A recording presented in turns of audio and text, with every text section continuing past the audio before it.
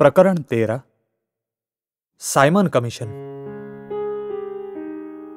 1928 साली Simon commission भारतात आले। त्यांना मदत करण्यासाठी मुंबई प्रांतिक समितीची नियुक्ती करण्यात आली होती। त्यामध्ये आंबेडकर एक सभासद होते।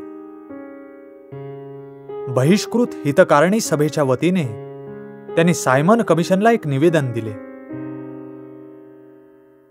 दलितांना निवडणुकीत भाग घेता यावा, त्यांना शिक्षणाची सुविधा उपलब्ध करून द्यावी, संरक्षण दलात दलितांना संधी द्यावी, या मागण्या करून संयुक्त मतदारसंघाची आवश्यकता पटवून दिली।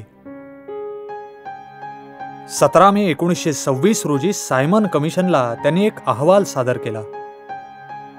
त्यात खालील सूचना त्यांनी केल्या होत्या। कर्नाटक व सिंध यांची मुंबई प्रांतातून फारकत करू नये, प्रांतांना संपूर्ण स्वायत्तता द्यावी, राज्य कारभारावर कायदे मंडळाचे नियंत्रण असावे, राज्याधिकार मंडळावर जातीय पायावर नेमणुका करू नयेत, गव्हर्नरांना राज्य कारभारात अधिक अधिकार असू नयेत, तो केवळ घटना प्रमुख असावा, लोकांना प्रौढ मतदानाचा हक्क असावा,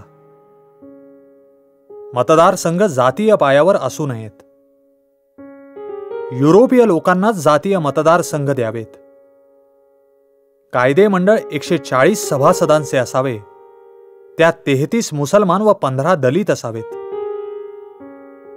उमेदवाराला वसतिगृहाची अट नसावी, लखनौ करारामध्ये दुरुस्ती करण्यात यावी, वरिष्ठ कायदे मंडळ नसावे,